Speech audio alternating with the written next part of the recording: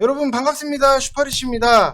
금요일 시장에서 코로나 관련주들이 상승적인 부분이 나왔기 때문에 다른 쪽에서는 눌림이 나올 수밖에 없었고, 우리가 과거에 코로나가 딱 터졌을 때의 시장을 보게 되면은 그때도 마찬가지였잖아요. 코로나 관련주들이 굉장히 상승적인 부분이 크게 나왔는데 다른 종목들은 싸그리 눌러버렸기 때문에 우리가 과거의 학습을 딱 보면은 기준을 지금은 여러분들이 잘 세워 놓으셔야 된다라고 말씀을 드리고 싶고, 지금 시장에 대해서도 분석을 해 드릴 테니까 여러분들 구독이랑 좋아요 눌러주시고 댓글 많이 남겨주시기 바랍니다.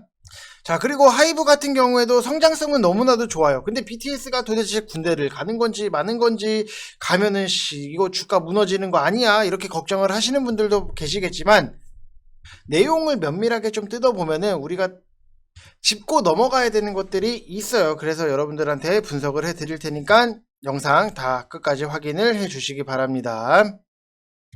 자, 일단은 하이브 분석에 앞서서 시장 놓고 보면은 뭐 명확하다라고 하면은 할 수밖에 없어요. 지금 코로나 관련주들이 상승이 나왔기 때문에, 과거에 우리가 코로나를 딱 터졌을 때를 보면은 지수가 완전히 물리고 코로나 관련주들만 상승이 나왔던 부분이 있는데, 그러면은 여러분들이 지금은 뭔가를 나는 수익적인 부분을 빨리빨리 돌려서 하고 싶다, 그러면은 코로나 쪽으로 하는 게 지금 당장에서는 제일 편할 수밖에 없다. 그래서 좀 시즌이 상승이 나왔을 때 여러분들이 미리미리 준비를 하시라고 많이 말씀을 드렸는데, 뭐 제 영상을 안 보신 분들은 뭐 손해가 막심할 수밖에 없다라고 말씀을 드리고 싶고, 저는 이미 우리는 코로나 터지고 난 다음에 그때 이게 갔었고, 그 다음에 이게 갔었고, 그리고 이게 움직였었지, 이거를 차곡차곡 알고 있기 때문에 수익이 날 수밖에 없어요. 여러분들 주식으로 돈 벌려고 하는 거잖아요. 그러면은 과거에 진행됐던 것들에 대해서는 싸그리 알고 계셔야 돼요. 이거를 모른다? 그럼 수익이 만들어지기 힘들 수밖에 없다라고 보시면 될 것 같고, 일단 저번 주 월요일 같은 경우에는 IT가 이제 메타버스 NFT 세계 이쪽 관련해서 종목들을 끌고 내려왔다라고 하면은, 금요일 같은 경우에는 코로나 테마주들이 메타버스 NFT 종목들을 끌고 내려왔다라고 보시면 될 것 같아요. 다만 월요일과 금요일의 차이점 같은 경우에는, IT가 날아가는 거는 시장 전체적으로 좋은 영향을 주지만, 코로나 테마주가 날아가는 거는 시장 전체적으로 경제 재봉쇄 우려, 나쁜 영향을 주기 때문이라고 보시면 될 것 같아요. 그래서 코로나 테마주가 상승이 나오는 거는 기존에 달리는 말뿐만이 아니라 아예 시장 자체를, 머리채를 잡고 끌고 내려왔다라고 보시면 될 것 같아요. 그래서 최근에 시즌 같은 경우에도 반등이 나왔을 때 제가 여러분들한테 보세요 진단키트 이거 코로나 우리나라도 확진자 수가 계속해서 늘어나고 있습니다, 이렇게 하면서 분명히 분석을 다 해드렸어요. 지금 보면은 11월 24일 영상에서, 자 여러분들 말씀을 드릴게요. 이때 보세요. 제가 어떻게 여러분들한테 분석을 해드렸냐면은, 자 이렇게 진단키트 쪽은 확실히 더 업사이드를 열어둘 필요가 있지 않나 생각이 됩니다. 그러면은 진단키트 쪽이 아니라 그 다음 것을 준비도 해야 된다. 그리고 나서 그 다음은 점점점점 재택근무 준비하시라고 말씀을 드렸죠. 그리고 여기서 보면은 다 갔어요. 안 간 게 없네요. 자, 그리고 병원이 미어 터지면은 원격 진료 얘기가 나올 수밖에 없는 거고, 음악병실의 관련주들 여러분들 보시라고 말씀을 드리고, 여기서 보면은, 자, 원격, 너무 많이 넘겼네요. 아이고. 자, 이렇게 원격 진료 관련주들까지도 싹 다 저는 깔끔하게 정리를 해드렸는데, 자 보면은 지금 시즌 같은 경우에도 17%의 상승적인 부분, 랩지노믹스가 확실하게 24% 올라갔죠. 그리고 여러분들 원격 진료 같은 경우에도 뭐 유비케어 이런 것들도 뭐 4%대, 그리고 비트컴퓨터가 6%대 상승적인 부분이 나왔고요. 그리고 재택근무 관련해서 알서포트 17%의 상승으로 마감을 했고, 음악 병실 같은 경우에도 8%대 상승적인 부분이 나왔다. 너무나도 쉽지 않아요, 여러분들? 이게 어떻게 보면은 정말로 시즌이 가고 진단키트들이 다 가네? 그러면은 확진자 수가 늘었고 다음 거를 준비를 해야지 해서 수익적인 부분을 만들면 돼요, 여러분들. 지금 보면은 백신 관련주로도 우리는 SK 바이오사이언스 17%의 수익적인 부분을 냈고요. 그리고 여기서 보면은 SK바이오사이언스, 랩지노믹스 9%, 비트컴퓨터 4%, 뭐 계속 나와요. SK바이오사이언스 뭐 이렇게 7%, 랩지노믹스 23%, 그다음에 랩지노믹스 14%, 비트컴퓨터 뭐 3%, 여기서 뭐 4% 이렇게 인증이 편안하게 나오잖아요. 결국에는 여러분들이 이런 것들에 대해서 미리미리 준비를 하셔야 된다니까요. 정말로. 편하게 수익을 만들 수 있는 방법에 대해서 제가 여러분들한테 계속해서 알려드리고 보세요, 준비하세요 몇 번을 말씀을 드려요. 근데도 안 해. 이게 얼마나 복장 터지고 미칠 노릇이겠습니까, 여러분들. 그렇기 때문에 정말 나는 아직까지도 혼자서 뭘 해야 될지도 모르겠다라고 하시는 분들은 44만원 아까워하지 마시고, 이벤트는 솔직히 어제까지도 진행을 했는데 이미 마감이 됐어요. 선착순 이벤트다 보니까는 마감이 됐고,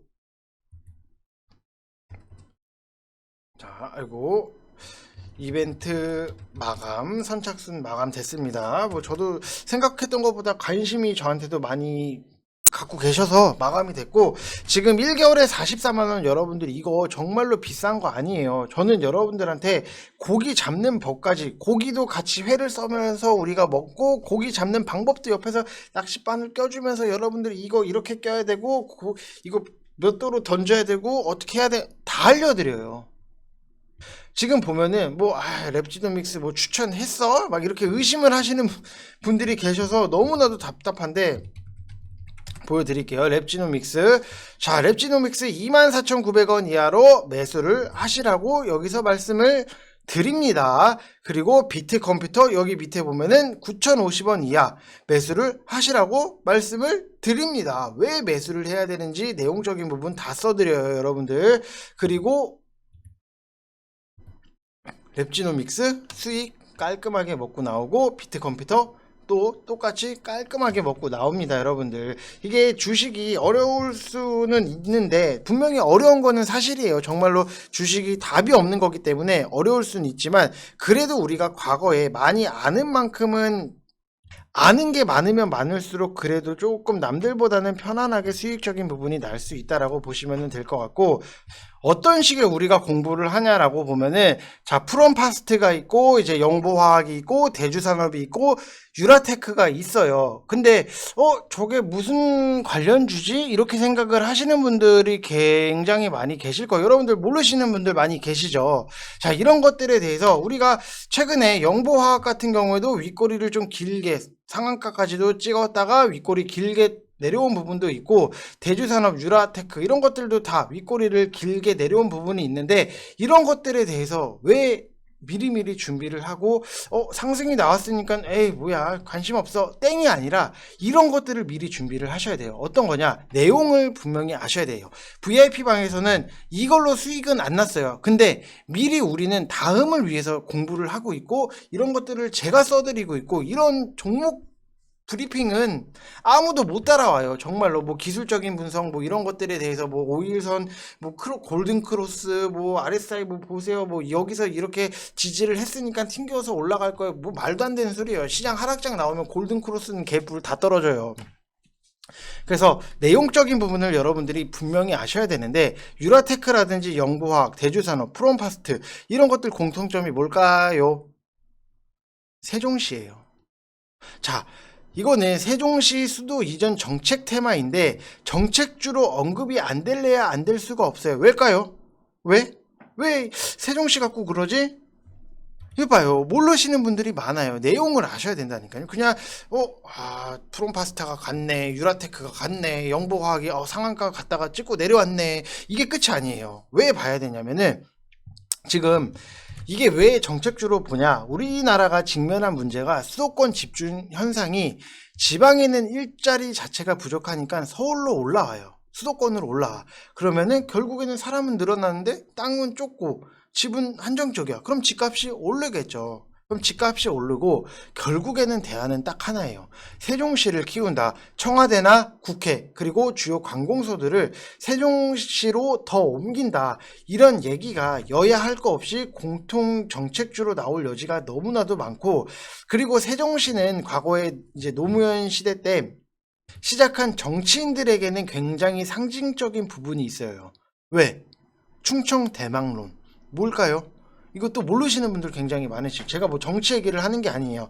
이게 충청 대망론이라고 해서 충청도에서 지는 후보는 대통령이 될 수 없다라는 필패의 원칙이 아직까지도 안 깨졌어요. 그래서 정치인들 입장에서는 세종시를 버릴 수 없는 카드이기 때문에 이것들에 대해서 갖고 들고 나올 수 있고, 한 번씩 기사가 뭐 언제 나올지는 몰라요. 뭐 누가 뭐 세종시로 뭐 어쩌고저쩌고, 뭐 지금 보면은 뭐 윤석열이 뭐 세종시 어쩌고저쩌고, 그 다음에 뭐 이재명이 세종시 어쩌고저쩌고, 이게 언제 나올지는 모르겠지만 여러분들이 봤을 때 영보화학이 간다라고 하면은 프롬파스트나 대주산업, 유라테크를 잡을 수 있는 거고, 유라테크가 간다? 그럼 영보화학이나 대주산업을 후발주로 잡을 수 있어야 돼요. 그리고 만약에 영보화학이 시간외로 괜찮네 이렇게 보면은, 그러면은 아침에 시가로 딱 들이대가지고 4%든 5%든 수익적인 부분 챙기거나, 아니면은 손절 라인 방망이 짧게 잡고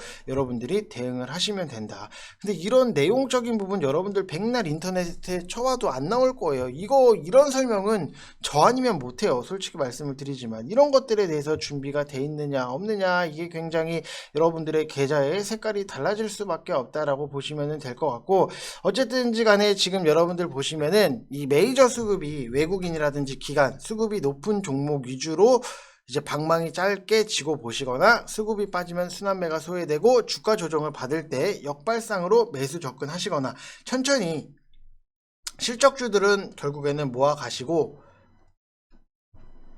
이런 수급적인 부분이 있는 종목들에 대해서는 트레이딩으로 좀 보시라고 말씀을 드리고 싶습니다. 자, 일단 하이브 같은 경우에도 이게 뭐 시장이 밀리면서 같이 밀렸기 때문에 뭐 어쩔 수는 없어요. 시장 앞에 장사가 없듯이 좀 우리가 맛집을 아무리 가도 골목에 사람이 없으면은 장사가 안 됩니다.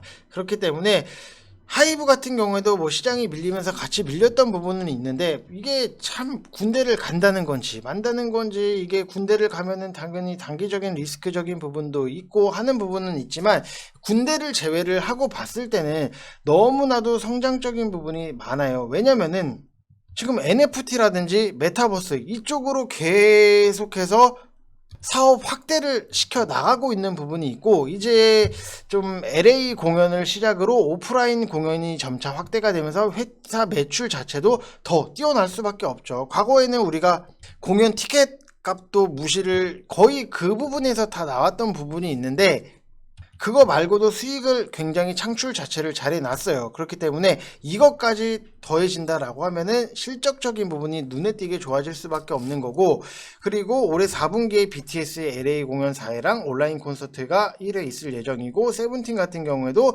앨범이랑 온라인 콘서트 2회 예정이 되어 있다라고 보시면 될 것 같아요. 그래서 군대를 가면은 이거 걱정이 되는데 막 이런 말씀을 많이 하세요. 근데 그래도 하이브가 뭐 우리가 생각하는 조그만 그런 회사가 아니잖아요. 그래서 다 리스크적인 부분은 어느 정도는 좀 대비를 해놓은 상태이기는 하지만, 정말로 막상 군대를 간다 라고 하면은 단기적으로는 빠질 수는 있어요. 근데 안 간다 하면은 또 크게 올라갈 수 있는 부분이기 때문에, 그래도 만약에 군대를 간다라고 가정을 하면은 그래도 다 대비 정도는 해놨어요. 하이브 매출의 99%가 BTS를 2019년도까지 차지를 했는데, 실질상 하이브의 BTS 말고는 가수가 없었잖아요. 그래서 지난해 플레디스 세븐틴 연결 효과 자체로 80%대까지도 낮춰놨던 부분이 있고, TXT가 그래도 좀 빠르게 성장을 하면서 지금은 55%까지도 하락을 한 부분이 있다라고 하면은, 계속해서 군대 갈 거에 대해서 리스크를 좀 준비를 하고 있다라고 보시면 될 것 같고, 앞으로도 이제 하이브에서 7개의 신인 그룹이 데뷔를 할 예정인데, 그러면은 결국에는 이 신인 그룹들이 빵빵빵빵 터져준다라고 하면은 하이브의 최대 리스크로 꼽히는 이제 BTS의 의존도가 어느 정도는 좀 완화가 되지 않겠나라고 생각이 드는 부분. 그리고 만약에 다 같이 군대를 동반 입대까지는 아니지만 비슷한 시기에 좀 한다라고 하면은, 미리 사전에 음반을 제작을 해놓고 군대를 가서 틈틈이 한 곡 한 곡씩 발표를 해서 보여주면은, 이게 군대를 갔는데 음반이 나오기 때문에 사람들 인식에서는 군대를 갔나? 이런 생각도 많이 해요. 그래서 좀 너무 실제 공백기 자체, 뭐 공연이라든지 이런 것들에 대해서는 못할 수는 있지만 공백기가 그렇게 크게 느껴지지는 않을 수 있다라고 생각을 하시면 될 것 같아요. 그래서 뭐 단기적으로 분명히 흔들고 빠지는 거는 있지만 중장기 관점으로 본다라고 하면은 저는 하이브가 정말로 큰 회사가 되지 않을까라고 생각을 하고 있습니다. 자, 이번 영상 여기서 마치겠고요. 여러분들 좋은 주말 보내시고 시장 빠지는 거 정말로 걱정하지 마세요. 지금 지수가 빠지는 거 자체를 놓고 봤을 때 2018년도 하락 후에 바닥 따지는 과정이랑 매우 흡사하게 진행이 되고 있기 때문에 지금의 겁을 먹지 마시고 좋은 종목 나는 좋은 평단 매수한다 생각의 전환 평단 관리하는 시간이다 이렇게 생각하시면 될 것 같습니다. 자, 이상 영상 마치겠습니다. 감사합니다.